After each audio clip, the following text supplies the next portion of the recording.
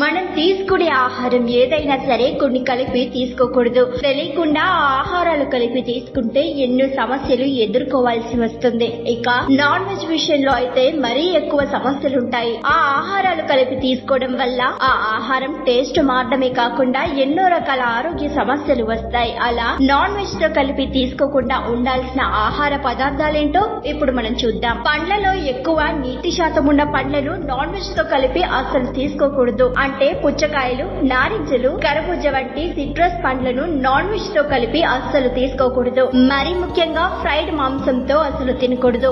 పండ్లతో non veg తినడం వల్ల నాన్ వెజ్ రుచి తగ్గిపోతుంది. పాలు, సీ ఫుడ్ తో కలిపి పాల ఉత్పత్తులను తినడం వల్ల ఎన్నో ఆరోగ్య సమస్యలు వస్తాయి. సీ ఫుడ్ తో పాల పదార్థాలు తీసుకుంటే అజీర్ణం ఏర్పడి గ్యాస్ట్రిక్ తో అల్లాడిపోతారు. ఇది మాత్రమే కాదు, ఇంకా ఎన్నో ఆరోగ్య సమస్యలు ఎదుర్కోవాల్సి వస్తుంది. టమాటో వంటి ఆమ్ల ఆహారాలు చికెన్ తో కలిపి తీసుకుంటే రుచి మారిపోతుంది. టమాటో సాస్ లు వంటల్లో ఉపయోగించినప్పటికీ చికెన్, బాత్, టర్కీ వంటి నాన్ వెజ్ లలో ఉపయోగించడం వీలైనంతగా తగ్గిస్తే మంచిది. నాన్ వెజ్ స్పైసీగా లేకుంటే ఎలా తింటాం అని అనుకోవచ్చు, కానీ నాన్ వెజ్ మరీ స్పైసీగా చేస్తే సహజ సిద్ధమైన రుచి పోతుంది. మసాలా దినుసులతో మాంసాన్ని ఎక్కువగా ఉడికించొద్దు. అలా చేయడం వల్ల రుచి తగ్గుతుంది. ట్రెండింగ్ వీడియోల కోసం న్యూస్ 18 తెలుగు యూట్యూబ్ ఛానల్ ను సబ్స్క్రైబ్ చేసుకోండి.